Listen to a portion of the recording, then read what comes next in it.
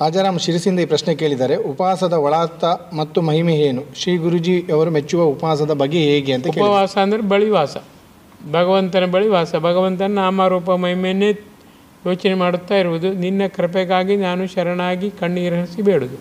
ಆಹಾರ ಮುಖ್ಯ ಅಲ್ಲ, ನಿನ್ನ ಆಧಾರವೇ ನನಗೆ ಮುಖ್ಯ. ಯೋಚನೆ ಮಾಡಿ, ಉಪವಾಸ. ಆದರೆ ನಾವು ಅದನ್ನು ಸರಳೀಕೃತ ಮಾಡಿ ಮುಸುರೆ ತಿನ್ನಬಾರ್ದಂತ ನಾವೇ ಮಾಡ್ಕೊಂಡದ್ದು. ಆಮೇಲೆ ಒಂದು ಎಕ್ಸೆಪ್ಷನ್ ಅಂದರೆ ನಮ್ಮಲ್ಲಿ ಮುಸುರೆ ಎಂಬ ಶಬ್ದ ತಂದದ್ದೇ ಮನುಷ್ಯ. ಯಾವ ಶಾಸ್ತ್ರದಲ್ಲೂ ಮುಸುರೆ ಅಂತ ಇಲ್ಲವೇ ಇಲ್ಲ. ನಾವೇ ಪಾತ್ರೆ ತಿಕ್ಕೋದು, ಗಂಟ್ಲಿಗೆ ಅಂಟು ಕಂಬದೆಲ್ಲ ಮುಸುರೆ. ಯಾವುದು ಈಗ ನೋಡಿ, ಅಯ್ಯೋ ರವೆದ್ದೆಲ್ಲ ಆಗಿದೆ ಅಂತ ಆದರೆ ಅದು ಕಣ ಇರುತ್ತೆ, ಜಾರುತ್ತೆ ಅಂತ ಅಂಟುಕೊಳ್ಳೋದಿಲ್ಲ. ಅನ್ನ ಆದರೆ ಮೆದುವಾದ್ರಿಂದ ಅಂಟುಕೊಳ್ಳುತ್ತೆ. ಕೈ ತೊಳಿಬೇಕು, ಬಾಯಿ ತೊಳಿಬೇಕು, ಬಟ್ಲು ತೊಳಿಬೇಕು. ಆ ರೀತಿ ನಾವೇ ಒಂದು ಮಾಡ್ಕೊಂಡು ಸಿಂಪ್ಲಿಫಿಕೇಷನ್ ಆಫ್ ಕಾಂಪ್ಲೆಕ್ಸ್ ಐಟಮ್ ಅದನ್ನೇ ಮಾಡ್ಕೊಳ್ಳೋದು. ಹಾಗಾಗಿ ಉಪವಾಸ ಅಂದರೆ ಭಗವಂತನ ಬಳಿ ವಾಸ. ಆಗ ಕೇವಲ ದೇಹ ಭಾವವೇ ಇಲ್ಲ, ದೇವರ ಭಾವ ಮಾತ್ರ. ನಿನ್ನ ಕೃಪೆಗಾಗಿ ನಾನು ಏನು ಮಾಡಲಿಕ್ಕೂ ತಯಾರು. ಇದು ಉಪವಾಸ. ಅಂದರೆ ಅಲ್ಲಿ ಮತ್ತೆ ತಿಂಡಿ ಊಟದ ಆಲೋಚನೆಗಳು ಇನ್ನವೇ ಇಲ್ಲ. ಭಗವಂತನ ನಾಮವೇ ಅದು ಪೆಟ್ರೋಲ್. ಆ ಸ್ಮರಿಸಿದಾಗ ನಿಮ್ಮಲ್ಲಿ ಹೆಚ್ಚು ಶಕ್ತಿ ಬರುತ್ತದೆ. ಆರಂಭದಲ್ಲಿ 1 ಗಂಟೆ ಅಯ್ಯೋ ಹಸಿವೆ ಹತ್ತಂದು ಬಂದರೆ ಅದನ್ನು ನೀವು ಗೆದ್ದರೆ ಮತ್ತೆ ಹಸಿವೆ ಇಲ್ಲ. ತಿನ್ನದಿದ್ದರೂ ತೇಗ ಬರುತ್ತದೆ, ತಿನ್ನದಿದ್ದರೂ ಹೊಟ್ಟೆ ಉಬ್ಬರಿಸುತ್ತದೆ. ತಿಂದಂತೆ ಅನುಭವವನ್ನು ಭಗವಂತ ಕೃಪಾರೂಪದಲ್ಲಿ ಕೊಡ್ತಾನೆ. ನೀವು ಮಾಡಿ ನೋಡಿ, ಮಾಡಿದ್ದುಂಟು ಉಪವಾಸ? ಕೆಲವು ಟೈಮ್ ಮಾಡಿದ್ದೇನೆ ಡಾಕ್ಟರ್. 8 ಗಂಟೆ 18 ಗಂಟೆ 108 ಗಂಟೆ ಮಾಡಿ ನೋಡಿ. ಅದ್ಭುತ ಶಕ್ತಿ ಚೈತನ್ಯ ಉಕ್ಕುತ್ತದೆ. ಅದರಲ್ಲಿ ಸೋಲಾಗುವುದಿಲ್ಲ, ಎಲ್ಲ ಗೆಲುವೆ. ಅಂದರೆ ಉಪವಾಸದ ಸಂದರ್ಭದಲ್ಲಿ ದೇವರ ವಿಶೇಷ ಕೃಪೆ ಇರುತ್ತೆ ಡಾಕ್ಟರ್. ಖಂಡಿತ ದೇವರ ಒಳಗಿನ ಮೆಟಬಾಲಿಕ್ ಆ್ಯಕ್ಟಿವಿಟೀಸ್ ತನ್ನಿಂದ ತಾನಾಗಿ ಭಗವಂತ ಅದನ್ನು ಪಾಲಿಷ್ ಮಾಡಿಬಿಡುತ್ತಾನೆ. ಸೂಕ್ಷ್ಮ ರೂಪದಲ್ಲಿ ಸಲೀಸಾಗಿ ಸರಾಗವಾಗಿ ಆಗುವಂತೆ ಮಾಡುತ್ತಾನೆ. ಮತ್ತು ಮೂಲಭೂತ ಅನ್ನಾಹಾರವನ್ನೆಲ್ಲ ಯುಟಿಲೈಸ್ ಮಾಡ್ಕೋತಾನೆ. ಆಗ ಕಸುವೆ ಇಲ್ಲ, ಎಲ್ಲ ರಸ. ವೈಜ್ಞಾನಿಕವಾಗಿ ಉಪವಾಸಕ್ಕೆ ತುಂಬ ಮಹತ್ವ ಇದೆ. ಆದರೆ ದೇವರ ಸ್ಮರಣೆ ಇದ್ದಾಗ ಹೊಟ್ಟೆಯ ಸ್ಮರಣೆ ಇರುವುದೇ ಇಲ್ಲ. ಹೊಟ್ಟೆ ಸ್ಮರಣೆ ಇದ್ದಾಗ ನಿಮಗೆ ಡಬಲ್ ಎಫೆಕ್ಟ್ ನೋವಾಗುತ್ತದೆ. ಅಯ್ಯೋ ಹೊಟ್ಟೆಗಿಲ್ವಲ್ಲ, ಅಯ್ಯೋ ಯಾರು ಕಾಣುವರಿಲ್ಲ, ಅಯ್ಯೋ ಯಾರು ಬರೋರಿಲ್ವ.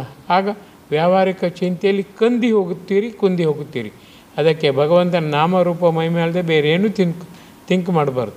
Thinking, thanking, inking, seeking, sinking, ಅದು ನಿಜವಾದ ಉಪವಾಸ. ಬಟ್ ಉಪವಾಸ ಮಾಡಿ ನಮ್ಮ ಎಲ್ಲ ಕೆಲಸ ಕಾರ್ಯಗಳನ್ನು ಮಾಡ್ಬೋದು. ಯಾವ ನ್ಯೂನ್ಯತೆ ಇಲ್ಲದೆ, ರೆಸ್ಟ್ಲೆಸ್ ಆಗಿ ಮಾಡ್ಬೋದು. ಮಾಡಿಸಿಕೊಳ್ಳುತ್ತಾನೆ ಖಂಡಿತ ಸಾಧ್ಯ. ಹಾಗಾಗಿ ಇಂದಿನವರು ಆ ಉಪವಾಸವನ್ನು ಅತ್ಯಂತ ಶ್ರದ್ಧಾಭಕ್ತಿ. ಅದು ಯಾವಾಗಲೂ ರೆಸ್ಟ್ಲೆಸ್ ಆದ ವೆಹಿಕಲ್ಗೆ ಒಂದಿನ ರೆಸ್ಟ್ ಕೊಟ್ಟರೆ ನೋಡಿ, ಅದರ ವ್ಯಾರಂಟಿಯರ್ ಕಡಿಮೆ ಆಗುತ್ತದೆ. ಅದೇ ರೀತಿ ದೇಹದ ವ್ಯಾರಂಟಿಯರ್ ಕಡಿಮೆ ಆಗುತ್ತೆ ಉಪವಾಸದಿಂದ. ಶ್ರೀ ಗುರುಜಿ ಮೆಚ್ಚುವ ಉಪವಾಸ ಅಂದರೆ ಅವರು ಅತ್ಯಂತ ಸುಲಭವಾಗಿ ಹೇಳಿದ್ದು, ನೀವು ಬೆಳಗ್ಗೆ ಮಧ್ಯಾಹ್ನ ರಾತ್ರಿ ಒಳಗೆ ಬೇರೆ ಏನನ್ನೂ ಸೇವಿಸಬಾರದು. ಇದು ಉಪವಾಸ. ಶ್ರೀ ಗುರುಜಿ ಹೇಳಿ ಮೂರು ಹೊತ್ತು ತಗೊಳ್ಳಿ, ಮತ್ತು ಏನೂ ಸೇವಿಸಬಾರದು. ನಾವು ಸಿಪ್ಪು ಕಾಫಿ ತಗೋತೇವೆ, ಚುರುಮುರು ತಿಂತೇವೆ, ಅದಕ್ಕೆ ನಿಯಮ ನಿಯತ್ತಿಲ್ಲ. ಹಾಗಲ್ಲ. ಆಹಾರ ತಗೊಳ್ಳಿ, ಬೆಳಿಗ್ಗೆ ತಿಂಡಿ ತಗೊಳ್ಳಿ, ಮಧ್ಯಾಹ್ನ ಊಟ ತಗೊಳ್ಳಿ, ರಾತ್ರಿ ಊಟ ತಗೊಳ್ಳಿ, ಮಧ್ಯೆ ಯಾವುದನ್ನು ಸೇವಿಸಬೇಡಿ. ಇದು ಭಗವಂತನ ಆಧುನಿಕ ಉಪವಾಸ. ಶ್ರೀ ಗುರುಜಿ ಮೆಚ್ಚುತ್ತಾರೆ. ಹೇಗಿದೆ ಅಲ್ವಾ? So simplification of the so complex factor. ಈ ಶ್ರೀ ಗುರುಜಿ ಹೇಳಿರೋ ಉಪವಾಸಕ್ಕೂ ಆ ಉಪವಾಸಕ್ಕೂ ಅಂದರೆ ಅಲ್ಲ, ಅದು ಬಲಾತ್ಕಾರದಿಂದ ನಾನೇನೂ ತಿನ್ನುವುದಿಲ್ಲ, ನಿನ್ನ ಕೃಪೆ ಬೇಕು. ನಿನ್ನ ಕೃಪೆಯೂ ಬೇಕು.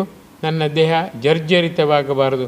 ಅಲ್ಲಕ್ಕದಲ್ಲಿ ನಿನ್ನ ಪ್ರಸಾದವಾಗಿ ನಾನು ಇದನ್ನು ಸೇವಿಸ್ತೇನೆ. ನೋಡಿ, ಅಲ್ಲಿ ಏನೂ ಸೇವಿಸಬೇಡ, ಇಲ್ಲಿ ನಿನ್ನ ಪ್ರಸಾದವಾಗಿ ಸೇವಿಸ್ತೇನೆ. ಒಮ್ಮೆನೋ ಈ ಮಗುವಿನ ಮೇಲೆ ಕರುಣೆ ತೋರಿಸೋ ಅಲ್ವೇ? ಅಲ್ಲಿ ಒಳ ಅರ್ಥ ಏನು? ನನಗೆ ನಿನ್ನ ಕೃಪೆಯೇ ಮುಖ್ಯ, ಬೇರೆ ಏನೂ ಬೇಡ. ಎರಡರಲ್ಲೂ ಅದೇ.